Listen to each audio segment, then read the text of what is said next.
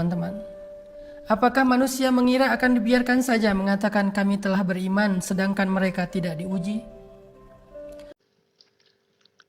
Buat teman-teman yang ingin mendengarkan kajian langsung dari Ustadz Hanan Attaqi, teman-teman bisa mengikuti cara ini. Pertama, ketika mengklik atau memutar videonya, maka teman-teman langsung klik deskripsi dari video ini.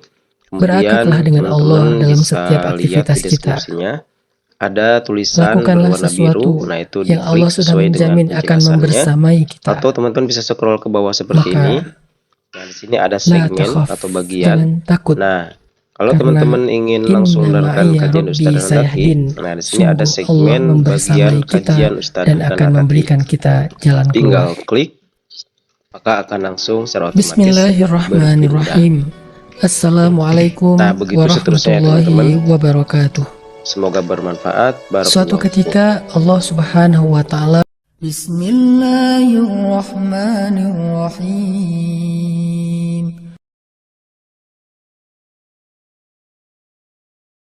Baik, assalamualaikum warahmatullahi wabarakatuh, teman-teman semuanya, apa kabar ya? Kembali dengan saya Kang Deha. Pada kesempatan kali ini Ustadz Hanan Attaqi akan memberikan suatu nasihat terkait dengan ketika kita sedang menghadapi suatu permasalahan atau ujian yang sedang dihadapi oleh kita semuanya. Ya, berikut adalah penjelasannya. Silakan disimak dengan baik-baik. Barakallahu fikum. Coba kita renungkan nasihat dari Allah di dalam surat An-Nisa ayat 35. Ini berlaku untuk yang udah nikah dan menjadi bekal untuk yang belum nikah. Nasihat Allah tentang bagaimana cara kita mempertahankan rumah tangga dan menyelesaikan konflik rumah tangga. Surat An-Nisa ayat 35. Allah berfirman, "Fa in khiftum shiqaqa bainihima fab'atsu hakaman min ahlihi wa hakaman min ahliha." Kalau kalian khawatir mereka bercerai, shiqaq, terpisah, suami istri ini terpisah karena ada konflik yang gak bisa mereka tangani sendiri, dua-duanya kayaknya gak bisa untuk berkomunikasi dengan baik, kayaknya sulit sekali mempertahankan hubungan rumah tangga, shiqaqa bainihima, khawatir terjadi perpecahan di antara mereka, yaitu perceraian yang akan menjadi kerugian buat mereka berdua dan anak-anak mereka. Maka kata Allah, ib'atsu hakaman min ahlihi wa hakaman min ahliha. Utuslah orang yang bijak dari perwakilan laki-laki dan seorang yang juga bijak dari perwakilan perempuan untuk mengislah di antara mereka berdua. Utus orang yang bijak. Orang yang bijak ini gak harus selalu orang tua. Hakaman, bukan waliyan. Allah tidak menyuruh kita fab'atsu waliyan min ahli wa waliyan min ahliha, bukan. Hakaman, hakim. Hakim itu hikmah, artinya orang yang bijak. Bukan hakim dalam bentuk jabatan. Hakim di sini artinya orang yang bijak. Utus seseorang dari kalangan laki-laki dan perempuan yang bijak. Kemudian perwakilan masing-masing ini yang sama-sama bijak ini berdiskusi, berembuk, dan mencari jalan bagaimana mengislah di antara suami istri ini. Bisa jadi ustadz mereka masing-masing, ustadz suami, ustadz istri, guru suami, guru istri, sahabat suami, sahabat istri, keluarga suami, keluarga istri, siapapun yang bijak, yang dinilai lebih dewasa, lebih tenang, lebih berilmu, lebih soleh, lebih tulus lillahi ta'ala, gak ada maunya, jangan mengutus mantan. Karena kalau udah mengutus mantan, udah pasti cerai dalam waktu singkat. Utus orang yang bijak. Idza yurida islahan yuwaffiqillahu bainahuma. Kata Allah, kalau kedua orang bijak ini ingin mengislah di antara suami istri, karena Allah Subhanahu wa taala ingin memperbaiki hubungan suami istri yang sedang syiqaq, sedang dalam keadaan berat dan hampir terpecah, yuwaffiqillahu bainahuma. Allah akan berikan taufik pada mereka. Kalau dua orang bijak ini tulus membantu karena Allah, Allah akan berikan taufik, petunjuk apa yang harus mereka lakukan. Makanya utuslah orang yang bijak, orang yang soleh, Gak kenal Ustadz, bertemanlah dengan orang soleh. Itulah kenapa kita butuh teman sahabat orang soleh. Yang kalau kita nggak bisa menyelesaikan masalah rumah tangga kita sendiri, minta tolong kepada dia. Sehingga ketika dua orang yang soleh yang lillahi ta'ala ini bertemu untuk islah, Allah akan berikan taufik, petunjuk bagaimana cara menyelesaikan masalah mereka. Innallaha kana aliman khabira. Allah yang lebih tahu dan Allah maha teliti. Allah lebih tahu dan Allah maha teliti. Hasiban nasu ayyutraku ayyakulu amanna wa hum la yuftanun. Walaqad fatanna alladhina min qablihim fala ya'lamanna Allahu alladhina sadaqu wa la ya'lamanna Allahu al-kadzibin. Allah bertanya kepada kita, teman-teman, apakah manusia mengira akan dibiarkan saja mengatakan kami telah beriman sedangkan mereka tidak diuji? Padahal kami telah menguji orang-orang sebelum mereka, sehingga Allah akan melihat siapa dari mereka yang tulus keimanannya, siapa yang basa-basi. Allah menguji Bilal setelah dia masuk Islam. Allah menguji Zinnairah, Sumayyah, Yasir, Ammar. Allah menguji Abdullah ibnu Mas'ud. Allah menguji banyak para sahabat setelah mereka masuk Islam, baik yang miskin ataupun yang kaya, dengan ujian yang berbeda-beda. Kenapa? Karena ujian adalah fitrah dalam kehidupan orang yang beriman.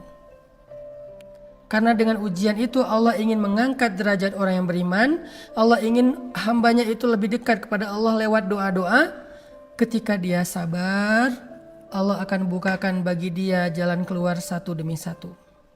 Mudah-mudahan semua kita dikuatkan kesabaran. Semua hamba Allah diuji. Ujiannya beda-beda. Saya kenal banyak orang yang mengeluh tentang ujian mereka, tetapi ketika saya mendengar cerita yang lain, saya merasa bahwa cerita yang kemarin gak ada apa-apanya dengan ini. Kemudian besok dapat lagi cerita yang lain, ternyata yang hari ini gak ada apa-apanya dengan yang besok, dan seterusnya. Semua orang diuji. Bersabarlah.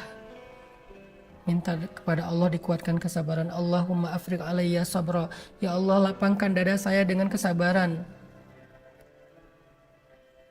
Nabi Ayub, Nabi Yakub, Nabi Yusuf, Nabi Yunus, Nabi Zakaria, Nabi Ibrahim, Nabi Musa, Nabi Isa, Nabi Muhammad.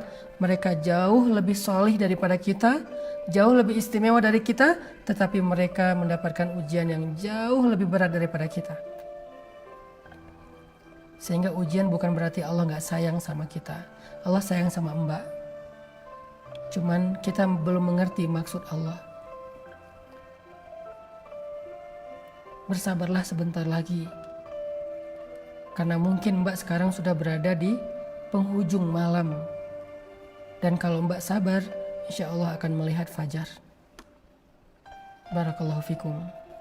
Ya Allah, kuatkanlah kesabaran kami.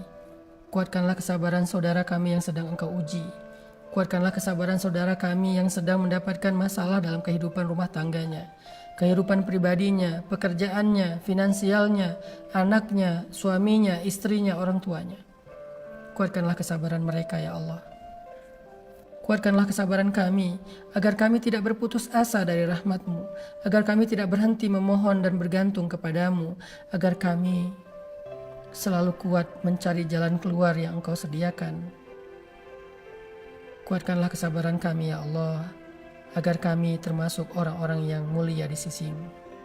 Rabbana atina fid dunya hasanah wa fil akhirati hasanah wa qina adzabannar.